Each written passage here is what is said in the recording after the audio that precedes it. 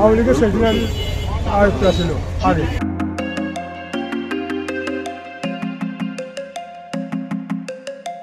ফুটপাত দখল করে দেওয়া হয়েছে ভাড়া, দোকান প্রতি আলাদা করে নেওয়া হচ্ছে মাসিক ৩ থেকে ৬,০০০ টাকা।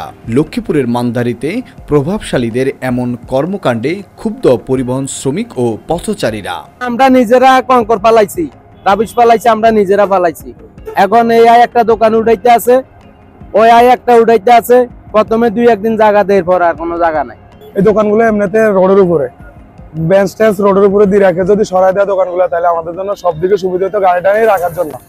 দোকানপাটের জন্য আমরা গাড়ি ঠিক মতো রাখতে পারি না, এই স্ট্যান্ডটা জাম হয়, এই জন্যই বেশি জাম হয় আর কি। দেখা যায় লক্ষ্মীপুর ঢাকা আঞ্চলিক মহাসড়কের মান্দারি বাজার গ্রিন লাইফ মেডিকেল সেন্টার সংলগ্ন ফুটপাত দখল করে দোকান ঘর নির্মাণ করে স্থানীয় রাজনৈতিক নেতা এবং প্রভাবশালীরা। বিগত সরকারের ক্ষমতাচ্যুতের পর জোরপূর্বকভাবে দোকান নির্মাণ করে ভাড়া দিচ্ছে তারা। এক্ষেত্রে জেলা ও সড়ক জনপদ বিভাগ থেকে কোনো লিজ নেওয়া হয়নি বলেও অভিযোগ রয়েছে। এই প্রভাবশালীরা ফুটপাতগুলো দখল করে রাখার কারণে সড়কটিতে এখন প্রতিনিয়তই যানজট বেড়েই চলছে, ফলে চরম পর্যায়ের দুর্ভোগে পড়েছে যানবাহন এবং পথচারীরা। এদিকে অভিযুক্তরা বলছে ফুটপাত দখল নয়, তারা নিজেদের দোকান পুনরুদ্ধার করেছেন, যা নামমাত্র টাকায় দলীয় নেতা কর্মীর কাছে ভাড়া দিয়েছেন। লিজ ছাড়াও ফুটপাতে দোকান নির্মাণ করা যায় কিনা এমন প্রশ্নে সদুত্তর দিতে পারেনি অভিযুক্তরা, বরং তারা বলছে মান্দারি ইউনিয়নের রাজনৈতিক নেতাদের সাথে মধ্যস্থতার মধ্য দিয়েই গত 5ই আগস্টের পূর্বে দখলে থাকা ব্যক্তি থেকে মোটা অঙ্কের টাকার বিনিময়ে দোকান ক্রয় করেছেন। আগে তো ভাড়া নিচ্ছি আমি, যখন 5 তারিখে পরে আর ভাড়া দিই তো জানে না, হেরা নাই, 4 থেকে বেশি। এটা অনেক হিস্টোরি। এটা হিস্টোরি হলে এটা হলো আওয়ামী লীগের সেক্রেটারি আয়ুক্ত ছিল আগে। পরে গভর্নর যখন 5 তারিখের পর থেকে জায়গা সরকারি বাঙালিতে ধরো এটা আগে দখল করে রাখছে,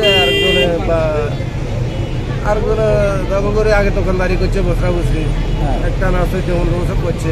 একটা না আর ভাই ভাড়া নিছি, দায়িত্ব নেওয়ার আমি নিছি। 5 আগস্টের আগে এটা চলছে, চলিয়ে আসছে। এখন 5 আগস্টের সময় এটা বন্ধ ছিল, ওরা দলীয়ভাবে বসি, আগের পুরানা মালিক সব দলীয়ভাবে সব বসি আমার কাছে পজিশন বিক্রি করছে। বিএনপি সরকার বসি আলোচনা করে বিক্রি করা হয়েছে। এ বিষয়ে বৈষম্য বিরোধী ছাত্র আন্দোলনের জেলা সমন্বয়ক বাইজিদ হোসেন বলেন, ফুটপাতে দোকান করায় সড়কে যানজট সৃষ্টি হচ্ছে, এতে পথচারী ও যানবাহন চলাচলে বিঘ্ন ঘটছে। প্রশাসনের প্রতি আহ্বান জানাবো যেন দ্রুত ফুটপাতগুলো পথচারীদের জন্য যেন উন্মুক্ত করে দেওয়া হয়। আমরা দেখছিলাম সড়ক ও জনপদ ডিপার্টমেন্ট হচ্ছে দিক থেকে রাস্তার দুই পাশ পরিষ্কার করে আসতেছিল। জংশন পর্যন্ত আসার পরে কোনো অদৃশ্যের কারণে মান্দারি বাজার পর্যন্ত আর আসে নাই।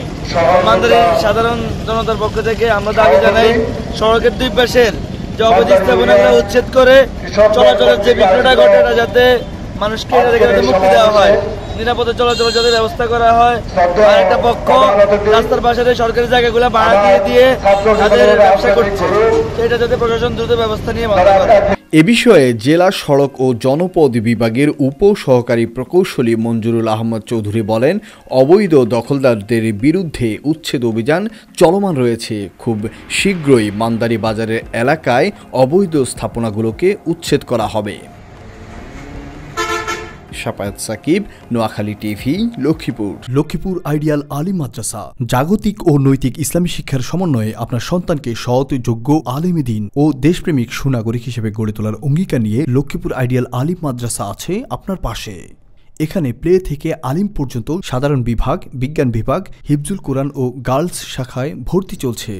এখানে রয়েছে উন্নত যোগাযোগ ব্যবস্থা এবং রুচিশীল ও শিক্ষাবান্ধব পরিবেশ, আবাসিক অনাবাসিক ডে কেয়ার ব্যবস্থা।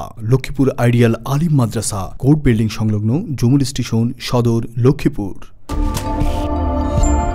নোয়াখালী টিভি, বৃহত্তর নোয়াখালীর প্রতিচ্ছবি।